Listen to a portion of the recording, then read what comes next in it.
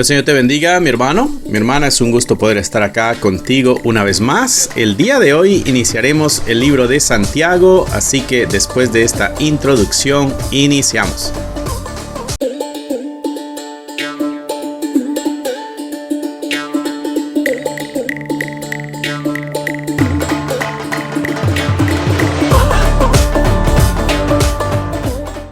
Muy bien, mi hermano, mi hermana, bienvenidos. Vamos a dar inicio a nuestro estudio del libro de Santiago el día de hoy, muy emocionados, empezando.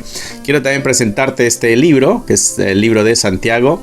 Se llama Santiago, un llamado a la acción, lecciones transformadoras para la vida piadosa en plenitud. De eso trata Santiago. Santiago nos muestra que la fe es acción, ¿no? Así que si todavía no tienes este libro, te lo recomiendo para que puedas tú acompañar en el estudio de Santiago. Es un libro que te va a ayudar mucho para poder ir aprendiendo o entendiendo de una forma más sencilla estas enseñanzas que Santiago nos da en su libro, ¿ok? Se llama Santiago, un llamado a la acción, lecciones transformadoras para la vida piadosa en plenitud.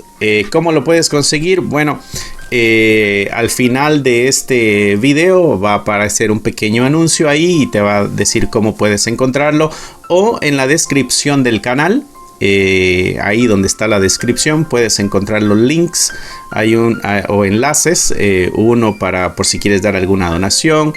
Hay enlaces para que puedas adquirir material también. Y este es el libro de Santiago, ¿no? O sea, una ayuda para este estudio del libro. Esto que vamos a estar teniendo nosotros durante estos días, ¿no?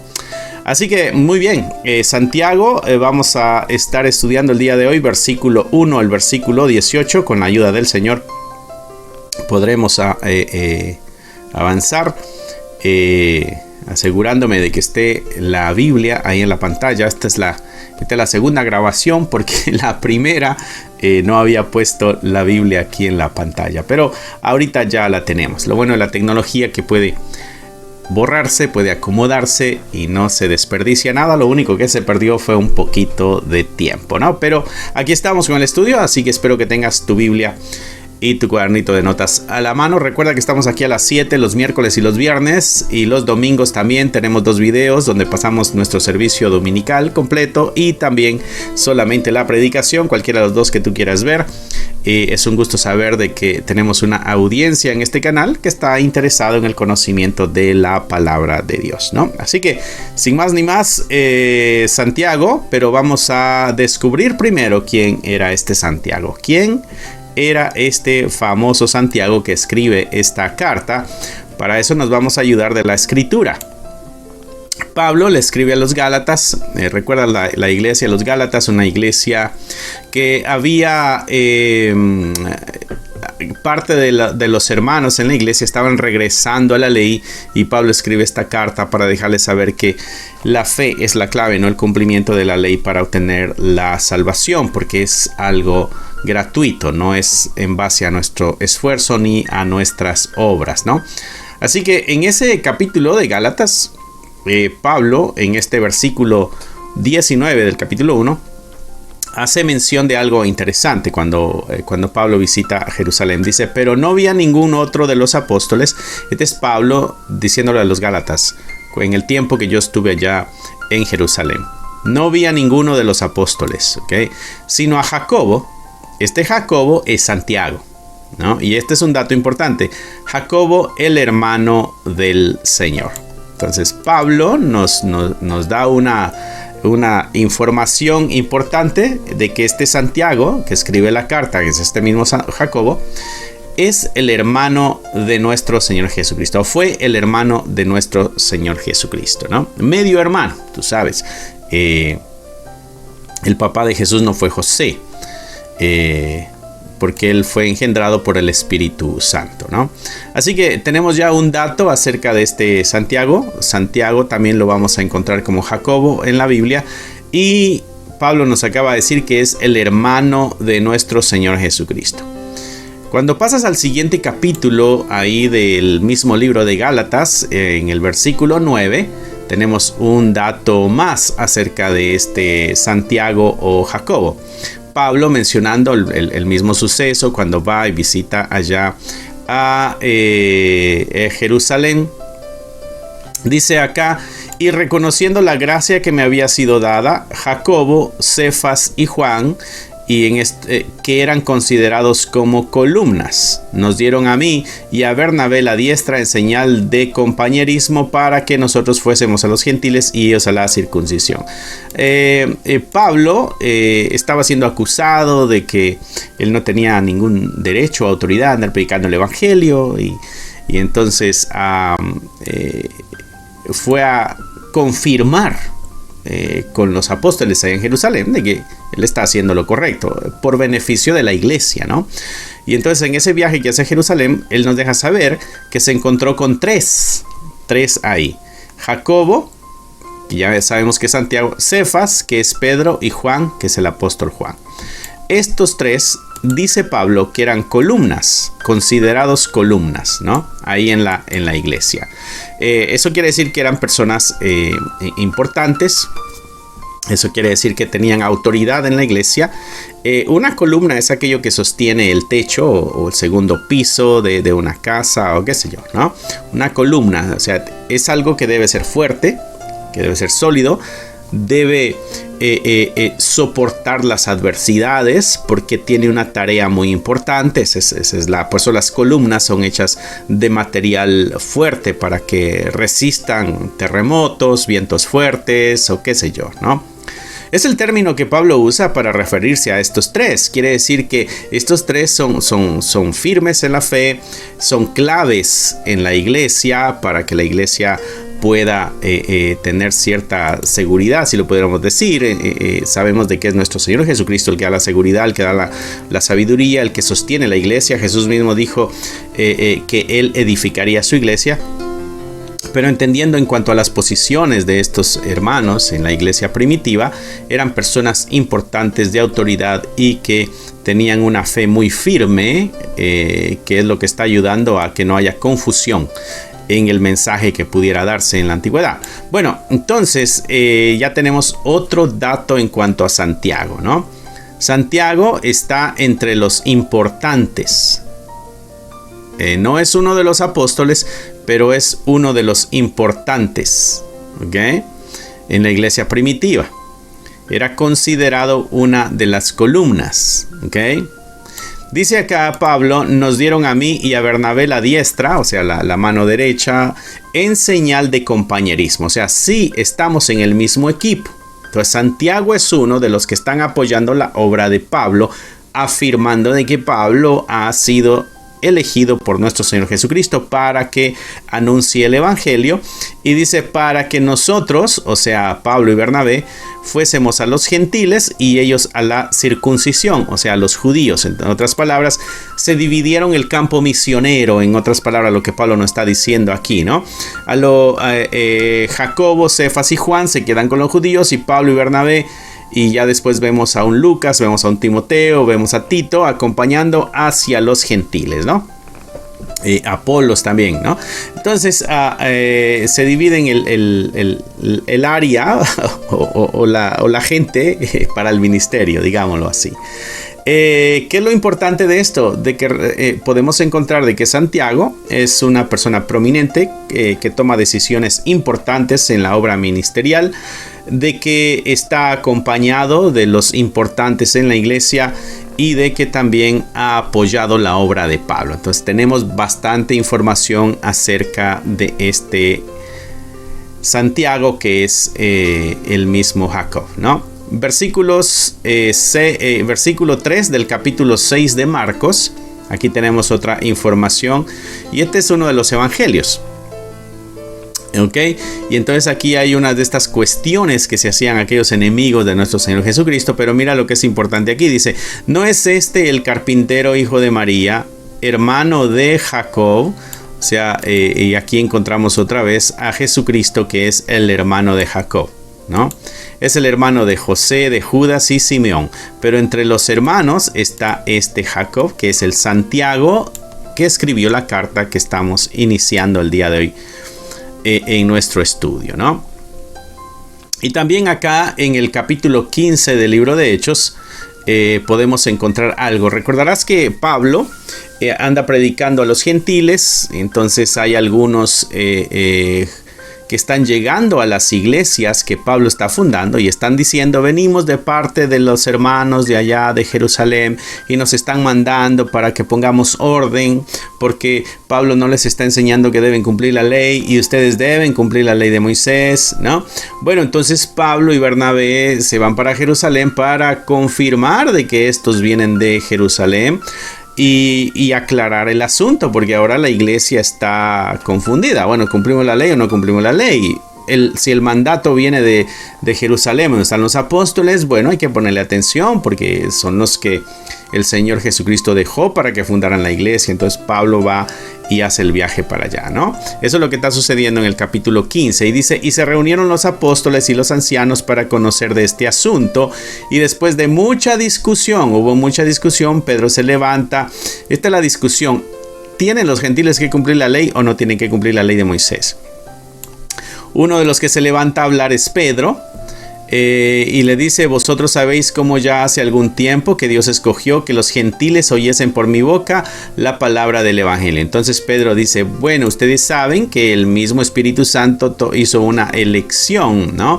El mismo Señor hizo una elección. Dios escogió que los gentiles oyesen por mi boca la palabra del evangelio y creyesen. Recordarás a Pablo cuando va a casa de Cornelio, capítulo 10 del libro de Hechos. Gentiles, y él les predica el evangelio. Dice: y Dios, que conoce los corazones, les dio testimonio dándoles el Espíritu Santo, lo mismo que a nosotros. Pedro dice: una de las evidencias que pudiéramos tener para confirmar de que el evangelio va para los gentiles también, bueno, es de que ellos recibieron al Espíritu Santo así como lo recibimos nosotros en el día de Pentecostés, capítulo 2 de Hechos. Dice: ninguna diferencia hizo entre nosotros y ellos, purificando por la fe sus corazones. No hizo diferencia a Dios en cuanto a gentil y judío. Punto que Pedro está trayendo. Ahora pues, ¿por qué tentáis a Dios poniendo sobre la cerviz de los discípulos un yugo que ni nuestros padres ni nosotros hemos podido llevar? O sea, porque queremos nosotros poner en los nuevos discípulos gentiles la ley de Moisés y nosotros no podemos llevar esa ley. Antes creemos que por la gracia del Señor Jesús seremos salvos de igual modo que ellos. O sea, que ellos están creyendo lo mismo que nosotros, que es la gracia del Señor la que nos da la salvación. Entonces dice: y toda la multitud cayó y oyeron a Bernabé y a Pablo, que contaba grandes señales y maravillas que había hecho Dios por medio de ellos entre los gentiles. La discusión es los gentiles, ¿no? Y entonces acá está, mira, versículo 13. Y cuando ellos callaron, Jacobo, aquí tenemos a Santiago, respondió diciendo: varones hermanos, oídme. Y entonces ahora vemos a Jacobo participando en la discusión de si deben o no cumplir la ley los gentiles, deben o no seguir la ley los gentiles. Jacobo es uno de los que se levanta en esa discusión y aporta su punto para que se tome una decisión.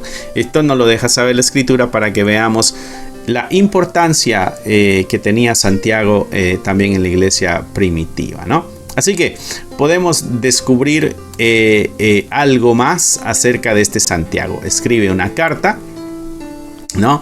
Pero también es uno de los principales en la iglesia. Al parecer es el pastor de la iglesia de Jerusalén.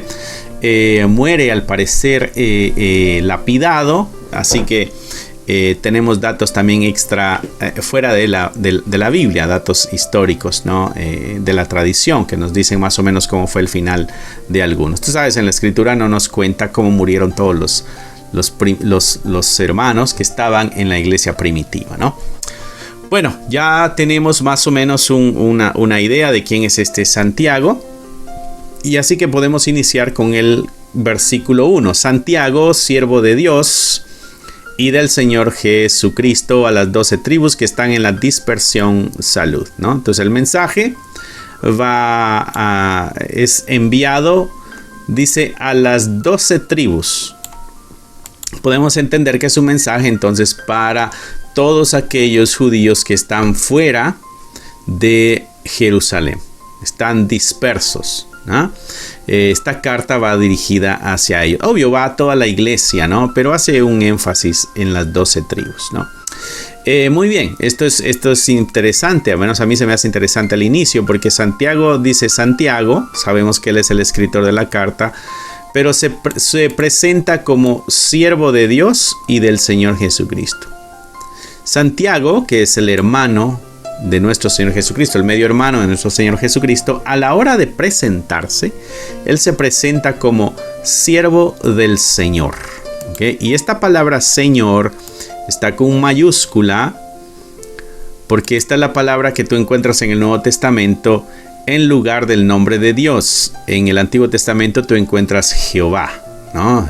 Tú que has leído la Escritura te das cuenta que en el Antiguo Testamento está el nombre de Dios, pero en el Nuevo Testamento ya no está el nombre de Dios, ¿no? ¿Qué es lo que sucedió? Bueno, en el tiempo del exilio, 600 años antes de Jesucristo aproximadamente, cuando son exiliados a Babilonia, uno de los mandatos era no usarás el nombre de Dios en vano. Entonces ellos al regresar del exilio quieren cumplir hasta donde más puedan toda la ley, porque ya saben que la justicia de Dios es verdadera y ellos fueron corregidos por haber faltado a las ordenanzas de Dios. Por eso fue el exilio. Ya que regresan, entonces hacen bastantes ajustes y entre uno de esos ajustes es ya no usar el nombre de Dios. Por eso en el Nuevo Testamento no lo encuentras. Lo que vas a encontrar en el Nuevo Testamento es esta palabra, Señor, que es un sinónimo de Adonai, lo que podemos encontrar en el Antiguo Testamento, ¿no? Entonces Santiago aquí está reconociendo de que Jesucristo es Dios, pero también que Él es siervo. Aunque hayan sido medio hermanos en la carne, Jesucristo es su Dios. O sea, eso nos habla de la humildad y del sometimiento de Santiago, ¿no? Quizá nosotros hubiéramos dicho siervo de Dios y hermano de Jesús, ¿no? Pero no, él se presenta como siervo también del Señor Jesucristo, ¿no? Muy bien, hablando del carácter de este hombre. El libro de Santiago, hay una similitud con el libro de Proverbios, ¿ok?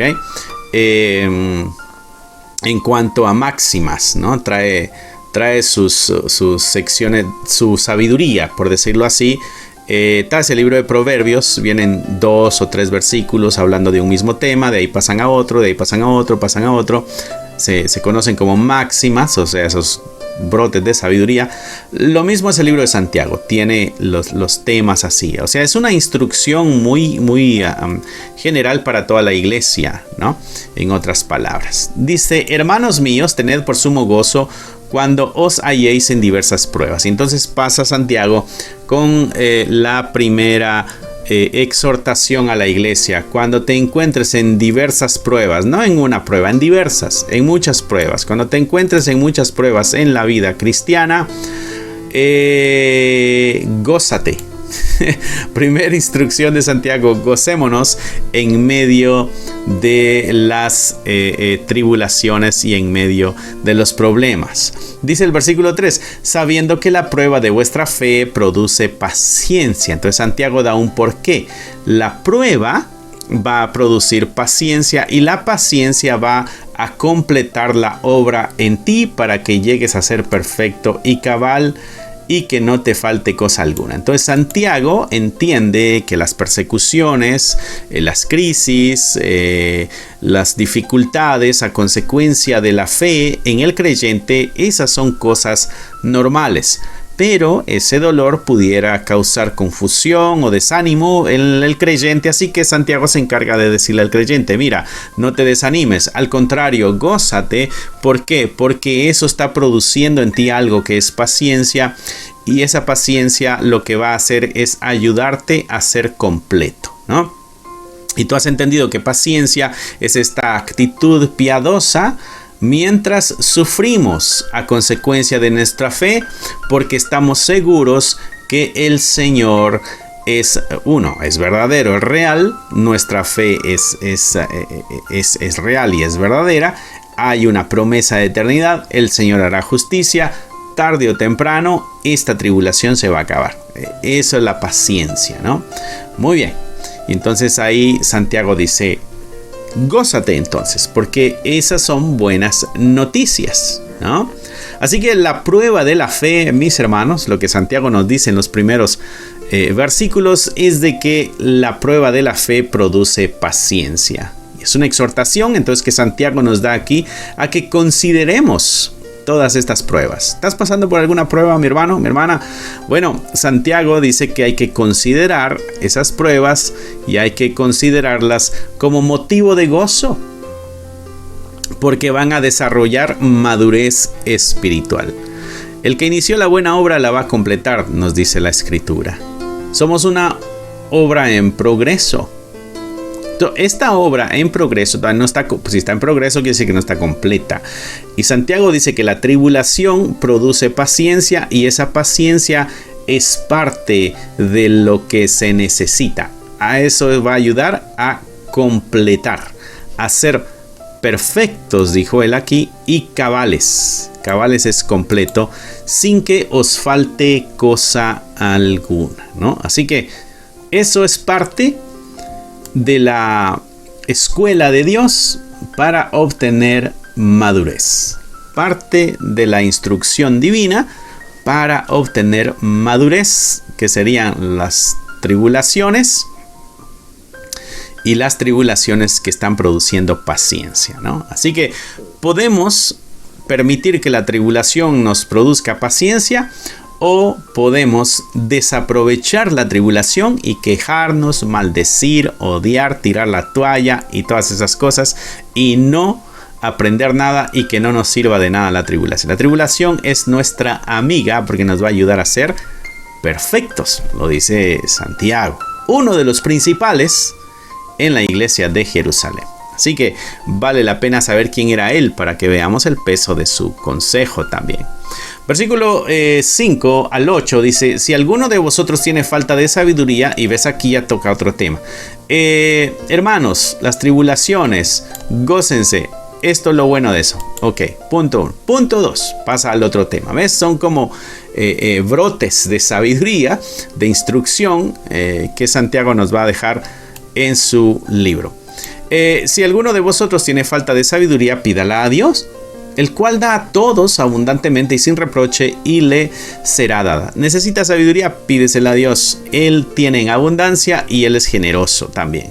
Pero cuando pidas, dice Santiago, asegúrate de ir con fe. No vayas dudando nada. No dudes de que, yo creo que el Señor no escucha mi oración, no va a responder, le pido sabiduría, pero no me da sabiduría. Dice, pida con fe y no dude nada. Porque el que duda es semejante a la onda del mar. Ya pone un ejemplo, ¿no? Que es arrastrada por el viento y echada de una parte a otra. Es semejante a las olas que son movidas por el viento. Que es arrastrado de un lugar, es arrastrado para otro lugar.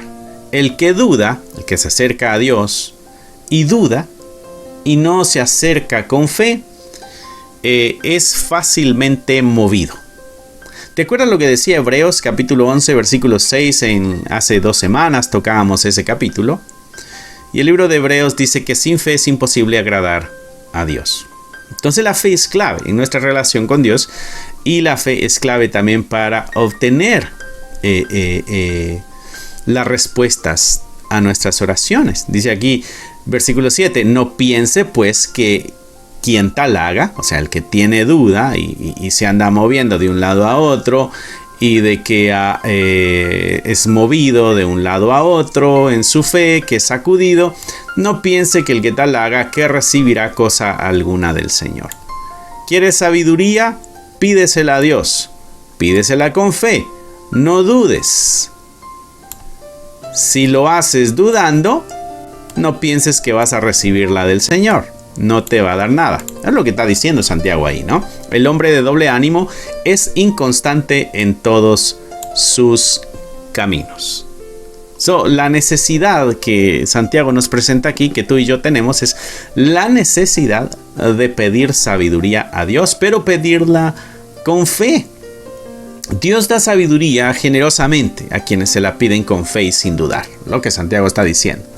Pero si dudamos, eso puede impedir la respuesta de Dios. Claro, Dios es soberano y Él puede decidir darnos sabiduría a pesar de nuestra duda. Pero Santiago nos está dando un consejo, la forma como acercarnos a Dios en nuestra petición.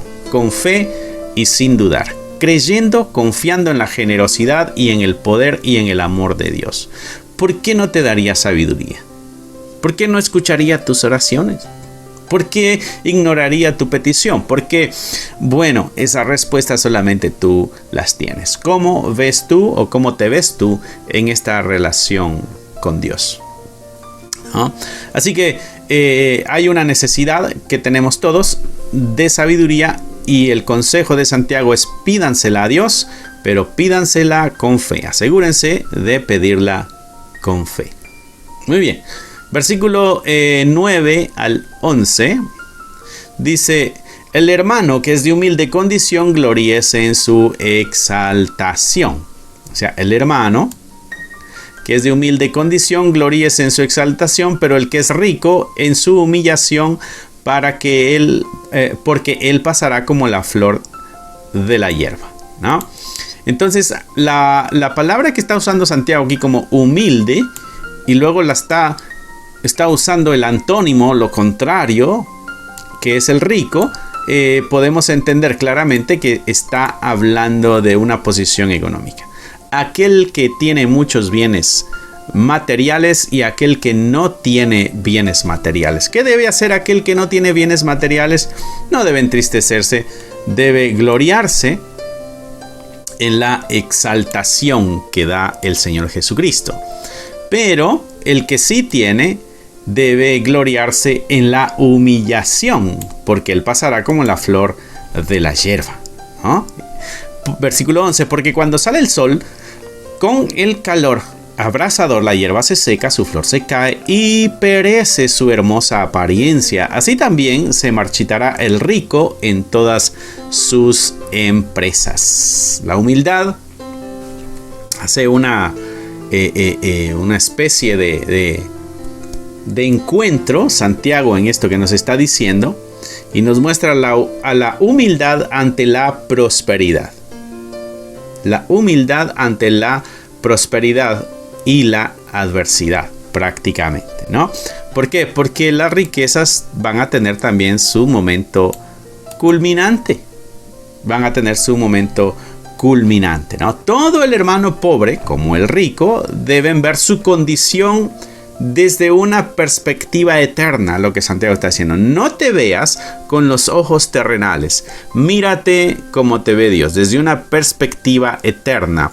El dinero es pasajero, así que no pongas tu mirada en lo material, porque eso es pasajero. Mírate desde una perspectiva eterna. El hermano pobre como el rico deben ver su condición desde la perspectiva eterna, ¿no? Desde una riqueza, pero no terrenal, sino una riqueza celestial. ¿Por qué? Porque la riqueza terrenal es pasajera. No pongamos la mirada en lo que es pasajero, aunque sea muy, muy grato, aunque nos ayude a resolver muchos problemas, qué sé yo. Porque el dinero nos ayuda a resolver muchos problemas, ¿no? Nos ayuda a quitar estrés. No es lo mismo tener suficiente para el día que llega la renta a no tener lo suficiente cuando llega el día de la renta. El dinero sí nos da un tanto de alivio, pero Santiago dice: no pongan toda su esperanza ahí, y que no sea eso la razón del gozo. No, es el Señor. Él debe ser el centro de nuestra vida, sea cual sea nuestra situación y sea cual sea nuestra circunstancia, ¿no? Muy bien. Versículo 12 del capítulo 1. Bienaventurado el varón que soporta la tentación, porque cuando haya resistido la prueba, recibirá la corona de vida que Dios ha prometido a los que le aman. Santiago sabe de que el creyente va a pasar pruebas, va a tener tentaciones, ¿no? Así que le dice: soporta la tentación. Soporta la tentación. ¿Por qué? Porque esos son bienaventurados. La bienaventuranza de soportar las pruebas. La bienaventuranza de soportar las tentaciones. Aquellos que perseveran bajo la prueba van a recibir la corona de vida que es prometida por Dios a los que le aman. Hay una recompensa si nos esforzamos para mantenernos en santidad, para la gloria de nuestro Señor Jesucristo. ¿Ok? Así que, mi hermano, espero que el Señor esté hablando a tu vida, porque este estudio está muy interesante, ¿no? La bienaventuranza de soportar las pruebas. Y recuerda que bienaventurados también lo hemos entendido como felices. Felices son aquellos, ¿no? Así que, qué bueno, qué dichoso el que soporta la tentación. Porque cuando haya resistido la prueba, va a recibir una recompensa. Y él dice acá, la corona de vida, aquella que Dios ha prometido a los que le aman. Gloria. Resistir la tentación es una evidencia del amor que le tenemos a Dios. O amas más tu pecado o amas más a Dios. Si soportas la tentación, quiere decir que amas más a Dios. Si no peleas contra la tentación y te tiras de boca la tentación para cometer el pecado, quiere decir que el amor a Dios no es tan grande. Es sencilla la forma en que Santiago ve la vida cristiana. Es clara, es tajante. No nos gusta porque nos exige, pero es muy clara. Y detrás de todo esto, mi hermano, recuerda que si esto está en la Escritura, está en la Biblia, quiere decir que ha sido inspirado por el Espíritu Santo. Eso es el mismo Dios el que está dándonos este mensaje. Así que una prueba, mi hermano, de que amas a Dios es si resistes las tentaciones. Ya puesto así suena diferente, ¿verdad? Muy bien, 13 al 15. Dice, cuando alguno es tentado, no diga que es tentado de parte de Dios, porque Dios no puede ser tentado por el mal, ni él tienta a nadie, sino que cada uno es tentado cuando de su propia concupiscencia es atraído y es seducido. Entonces, la concupiscencia, después que ha concebido, da a luz el pecado, y el pecado, siendo consumado, da a luz la muerte, ¿no? Así que, no digas, esta tentación Dios me la mandó, ¿no? Dice Santiago, no, Dios no le manda la tentación a nadie. No digas a la tentación, esta es una prueba de Dios. No, la tentación no es una prueba de Dios, está diciendo Santiago. La tentación es porque a mí me gusta eso. Yo quiero practicar eso, yo quiero pensar eso, yo quiero probar eso, sea lo que sea que es ese pecado. Dentro de mí está el deseo, el anhelo, me satisface, me gusta, me trae placer.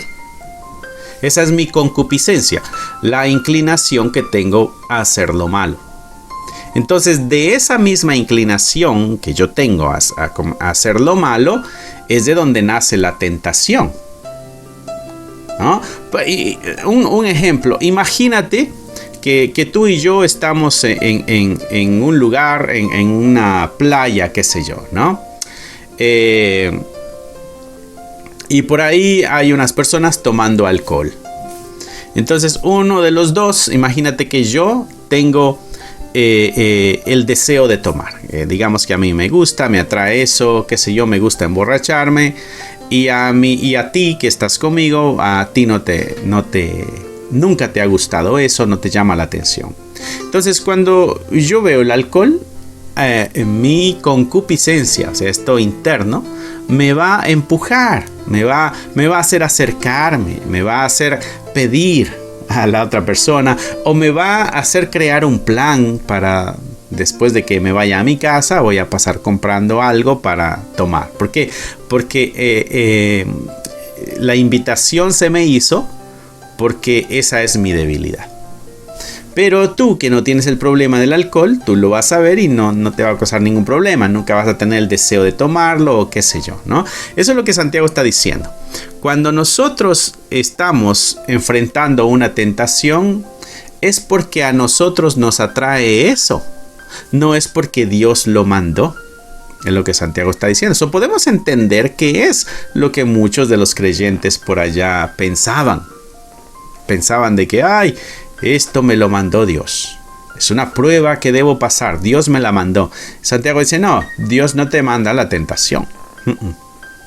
Eso no viene. Eso nace de ti mismo. Dice, sino que cada uno es tentado cuando de su propia concupiscencia, o sea, su propia inclinación a lo malo, es atraído y es seducido. Es atraído, o sea que la tentación pasó por ahí y me atrajo a mí. Yo fui el que se fue hacia la tentación y entonces me sedujo. Me gustó, me llamó la atención, me ofreció mucho. Y entonces, dice, esa concupiscencia después que ha concebido, da a luz el pecado. Y el pecado, siendo consumado, da a luz la muerte. Interesante. Dios no tienta a nadie, es lo que Santiago nos está diciendo. Sino que la tentación viene de mis propios deseos. La tentación viene de tus propios deseos, mi hermano. Dios no es la fuente de la tentación. Proviene de los deseos que tenemos cada uno de nosotros. Por eso, diferentes deseos, diferentes tentaciones con las que tenemos que enfrentar todos, ¿no? Y cuando caemos en la tentación, bueno, caemos en pecado. ¿Y cuál es la cosecha? Es la muerte. Y entonces ya tomando la idea completa, así como Proverbios, ¿recuerdas? El libro de Proverbios te presenta lo malo, te presenta lo bueno. Bueno, entonces aquí es la misma forma. Vos decía que el libro de Santiago es similar a Proverbios. El que soporta la tentación recibe la corona de vida. El que no soporta la tentación, lo que recibe es la muerte. ¿Cuál es la diferencia? Uno ama a Dios y otro no ama a Dios. El que no ama a Dios dice, Dios mismo me mandó la tentación. El que ama a Dios la soporta porque sabe que Dios no le manda la tentación. Amén. Gloria al Señor, ¿no? Muy interesante. Versículo 16, 17 y 18. Amados míos, no erréis, no te equivoques. No cometas el error de creer de que Dios te pone la tentación. Toda buena dádiva, mira, de Dios viene esto. Toda buena dádiva y todo don perfecto desciende de lo alto, del Padre de las luces, con mayúscula, porque está hablando de nuestro Creador, del Padre de las luces, en el cual no hay mudanza ni sombra de variación. Él no cambia, Él ha sido santo siempre y siempre va a ser santo. Así que no hay tal cosa de que, bueno, ahora vamos a cambiar las cosas y les voy a mandar tentaciones a mis hijos. No, el Señor no cambia, no hay mudanza de variación, es el mismo siempre, ¿no? Entonces nos damos cuenta de esto. El consejo es, no cometas ese error. Porque lo que viene de Dios es bueno. Lo que viene de Dios no es la tentación, eso es mal. Lo que viene de Dios es lo bueno. Dice, Él de su voluntad nos hizo nacer por la palabra de verdad. ¿Cómo puedes pensar que Dios te va a mandar la tentación si Él mismo te sacó del pecado? Imagínate que el Señor te sacó del pecado, te limpió, te purificó a través del sacrificio de la sangre derramada y ahora te pone tentaciones alrededor para que vuelvas a caer y para que vuelvas a ensuciarte. Eso es lo que Santiago dice. No cometan ese error, no piensen así. Dios no va a hacer eso. Al contrario, lo que viene de Dios es lo bueno, es lo agradable. Toda buena dádiva y todo don perfecto viene de Dios. No la tentación. No olvides que de su propia voluntad, o sea, de Él nació el limpiarte y el purificarte. ¿Por qué querría ensuciarte? No estaba obligado a purificarte, no estaba obligado a santificarte. Lo hizo de su voluntad. Nadie se lo pidió. Él lo hizo por amor. Entonces, ¿por qué vendría y te ensuciaría otra vez? ¿No? De su voluntad nos hizo nacer por la palabra de verdad, para que seamos primicias de sus criaturas. Gloria a Dios. Espero que el Señor haya hablado a tu vida, mi hermano, mi hermana, a través de este estudio que tuvimos el día de hoy con el libro de Santiago. Estos principios nos enseñan acerca de la fe, la sabiduría, la humildad, el perseverar, ¿no? La naturaleza de la tentación. son elementos fundamentales en nuestra vida cristiana. Cosas que tú y yo debemos conocer muy bien. Así que, entendiendo de que el Señor habla a través de su palabra y creyendo que el Señor ha hablado a tu vida, ahora te corresponde a ti responder. ¿Qué le respondes a Dios con aquello que te enseñó el día de hoy? ¿Qué respuesta le das a Dios con la petición que puso en tu corazón el día de hoy? ¿No? Muy bien, así que cierra ahí tus ojos, inclina tu rostro, mi hermano, mi hermana, y nos despediremos con una oración. Amantísimo Padre, te damos gracias por el cuidado y la misericordia, por la paciencia, por el amor incondicional. Gracias por tu palabra, porque es accesible, podemos acercarnos a ella. Gracias por estas plataformas que nos permiten poder comunicar estas verdades y también escucharlas. Ahora ayúdanos, Señor, a cumplir tu voluntad. Ayúdanos a cumplir tu preciosa verdad. En el nombre de Cristo Jesús oramos. Amén, amén y amén. Así que, mi hermano, que Dios te bendiga, que Dios te guarde. Espero que haya sido un estudio de bendición para ti. Recuerda, tennos en tus oraciones. Y también, si quieres adquirir, una vez más te recuerdo, el libro Santiago, un llamado a la acción, está disponible a través del enlace que encontrarás en la descripción del canal. Y aquí te dejo con este comercial o anuncio, como quieras llamarle, para que tengas más información de esto. Bye. Si te gustaría obtener alguno de estos devocionales, libros de estudio o libros para colorear, encontrarás un enlace en la descripción del video que te llevará a la página de Amazon para adquirirlos. Si aún no te has inscrito en el canal, te animo a que lo hagas para no perderte ninguno de los videos que estamos subiendo. Gracias por esperar hasta aquí. Que nuestro Señor te bendiga y nos vemos pronto.